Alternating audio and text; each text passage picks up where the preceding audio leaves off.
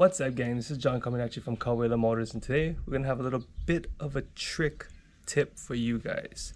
And we're gonna be installing the TrickBits protection package swing arm frame fork on the Electric Motion Escape R. Now these components actually go on all the Electric Motion bikes since they are the same frame base, and we just have a little bit of tweaks to make the installation a lot easier and better fitting for your bike, and that way you can get the maximum protection. Now these things are carbon composite, not carbon fiber, but they look great, and they're actually very light, and they're very durable and inexpensive. So if you do have crash, you know me, you see my videos, I have a lot of those. You can actually replace these things a lot easier, a lot cheaper, and keep your bike perfect, keep it, as we call, cherry, and have fun at the same time. Now, thanks again for everybody who likes and subscribes to the video. Please leave a comment, and yeah, if you haven't hit the subscribe button, hit it, and stay tuned for more information and videos on Electric Motion bikes and all the riding that we do here in the islands. Mahalo, guys, and let's get this video started. All right, so here we go. We have the Escape R 2022 here. Don't mind the way it looks. I actually took the battery out and we're doing some stuff. I'm actually doing a greasing and cleaning of the plugs. Well, not cleaning, but just a greasing and preventive maintenance on the plugs here. So if you want to check out that video on how I do that, please see the link above, and it will take you to that video, show you how I prepare the plugs just for future corrosion. Here in Hawaii, we have a lot of salt, air, and that does corrode our parts. So that is a good thing to do when you get a brand new bike. But today, our video is going to be primarily on TrickBits. Now, TrickBits makes carbon composite, not carbon fiber, but carbon composite parts for all the major brands: Sherco, Montesa, Scorpa, TRS, Vertigo, every Trials manufacturer you can think of, they make parts for. And now they make parts specifically for the ePure Race Escape R bikes. This is our full-length fork guards, and these are actually made for tech forks. So any bike with a tech fork will work. This will go all the way up and protect our sealing surface. This is the one. This is the new one. This one is actually specifically for the Electric Motion EM frame. So this is the frame protector here, and these parts will go about right here. Yeah, protect this part of the bike where your boot hits a lot of times and rubs. Electric Motion actually did put a grip tape kind of piece here, and that's just extra protection for this bike. First of all, we're going to open up our TrickBits full fork guards. These are the easiest of all to put on because obviously you don't have to do much to them, and they come pre-fitted for the bike. Actually, oh, this is nice. They added this here. This is good. This is a little different. Hopefully it can cover up the bottom half a little bit better. Okay. Now all these are fixed with zip ties, so fairly easy to put on and fairly easy to take off. Now, what we've had in the past is that this piece here does not fit well under this plastic piece, but it seems like it's a little bit different design, so maybe we can get away with it. Let's try it out.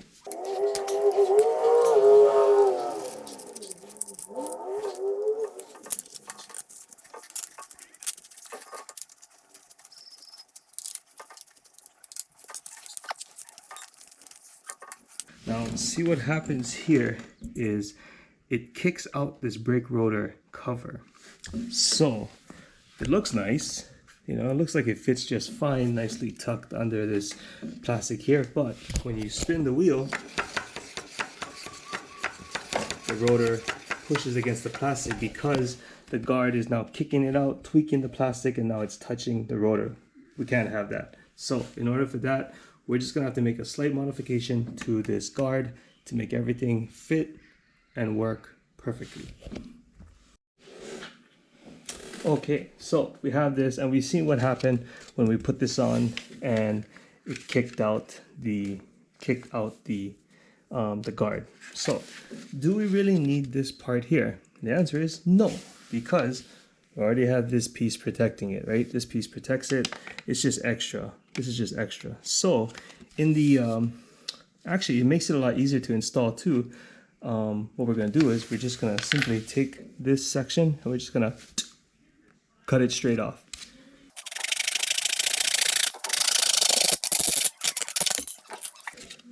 Very simple. Doesn't have to be perfectly straight, but it does need to be at that point. That being said, I got a little sanding sponge over here. I'm just gonna take these edges down. Just round it off. And now we're ready to install. So now it fits perfectly and we should be able to get under it without flaring out our rotor guard.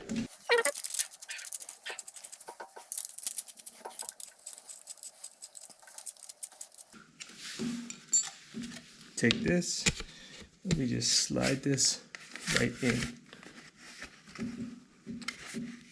Okay, perfect. And now actually we can take this on and off if we need to when we gotta clean the bike or whatever. Mud is gonna get back there eventually, but we can take this off with the zip ties, cut the zip ties, and now it's easy to slide in and out. We don't have to take this off every time we wanna take this off. So that's when the installation becomes a whole lot easier.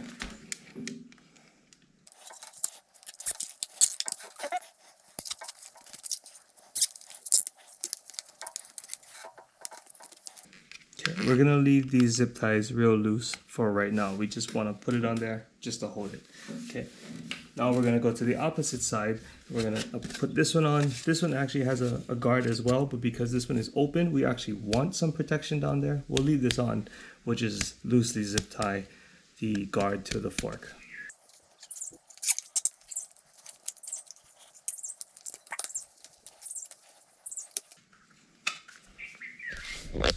So that's just loosely made up, and it's kind of neat. The way this actually fits is the sealing area here for our fork is fully protected by this extended plate here. So it's not only protecting your your fork body, which this one is aluminum, easily dinged on the rocks and chipped or what have you. Not only is it protecting that, it's actually protecting the important part, the sealing area here.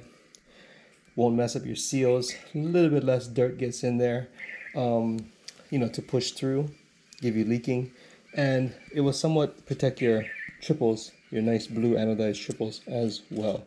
Keep them looking good, and this actually flexes out a bit, so it clears when moving up and down.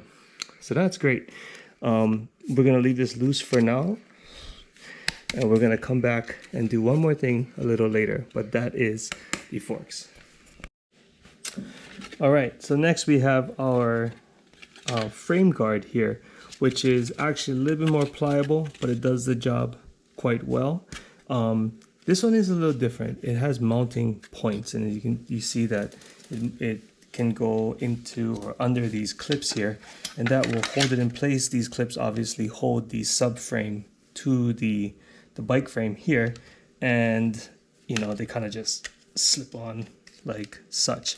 Now, if you're familiar with this and you know that sometimes mounting the subframe up is not the easiest thing to do, and it's not something you do all the time, but definitely if you want to maintain the wires or something, it becomes a little bit of a hassle to do it. And as you can see too, you see this flex in the plastic. I'm not a fan of this particularly. I like it. I want it to be as tight as possible, but hey, this is why we have this video, right? So I'm gonna take this off, and I'm gonna actually use this one. I'm gonna leave this, but what I'm gonna do is I'm actually going to take this one off, because number one, it gets in the way, makes everything more tight. This one actually fits quite well. We'll leave that. The hole is lined up perfect.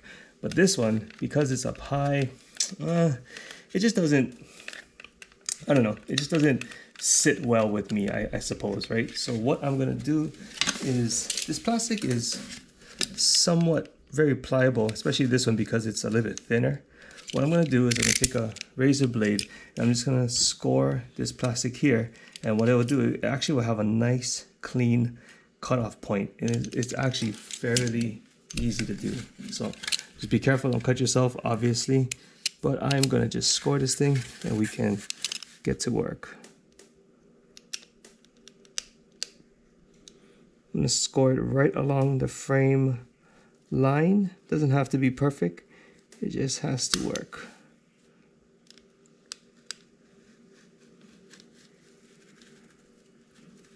Okay, so that was just 2 scores to the plastic, and I'm gonna peel it away. Ta-da! No more line. So, little edge here. You don't need to do this, but got a little Dremel. Just gonna clean it up.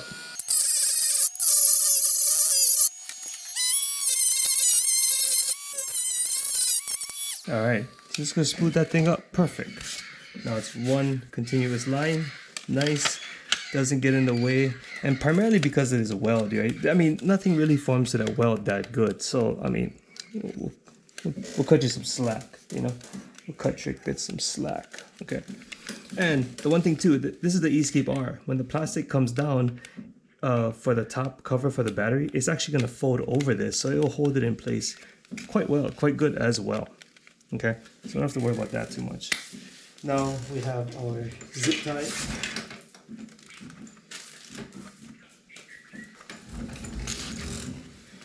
And we are going to place them. I like to, there's a hole down here for it. Yeah, let's see if we can get it down there. I haven't.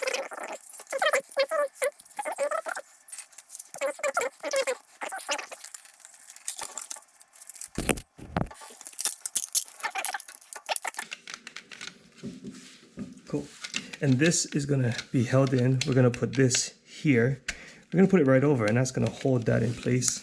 Yeah, we're still gonna have to use a little tool, and like I showed you in the last video, we're gonna have to align the planets for this, but that should make it a lot easier. And for any flex up here, we're actually just gonna leave it because our plastic is gonna hold. Now I'm gonna show you a trick to get rid of this right here. All right, so this is the #1 trick for these bits right here. What I have is a heat gun. Now, this is an actual heat gun. It gets pretty hot. I'm not exactly sure how hot it gets, but it will get very hot. You could possibly use a high-powered blow dryer, I believe. Yeah, you probably use a high-powered blow dryer. Obviously, with this, these are plastic. You don't want to heat this up a lot, but you just want to get it hot enough. And what it will do is it'll make it a little bit more meltable. And then what I have is just a damp wet cloth. This is just a microfiber, but just a damp cloth. And what I'm gonna do is I'm gonna heat it up just a little bit, and I'm gonna use the cloth to hold it in place while it cools. And that should make the tolerances just a little bit tighter, customizing it to the frame itself, giving it a better fit. It's already good, but we're just gonna make it a little bit better, just so it's not, you know, flapping around like such.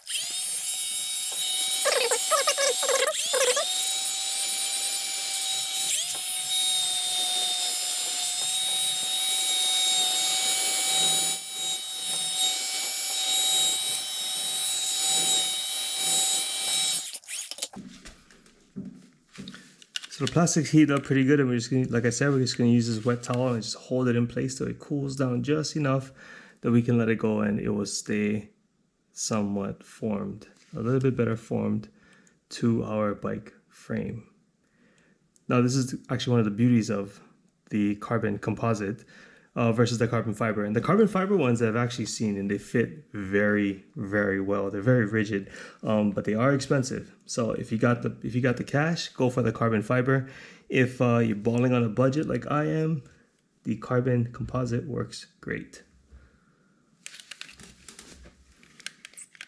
All right, just a little bit less flex, and like I was saying, the frame is gonna hold it in place a little bit better as well. Maybe we can heat this up here just a little bit.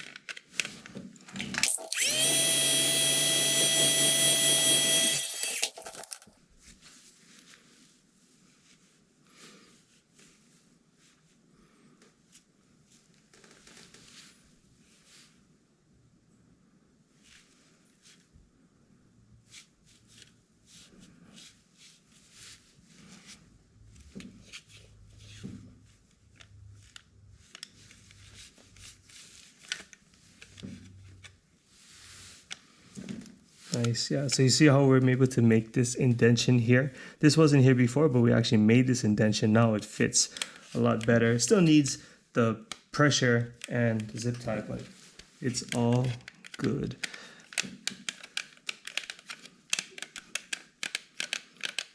I want to heat this up a little bit just to get that in there.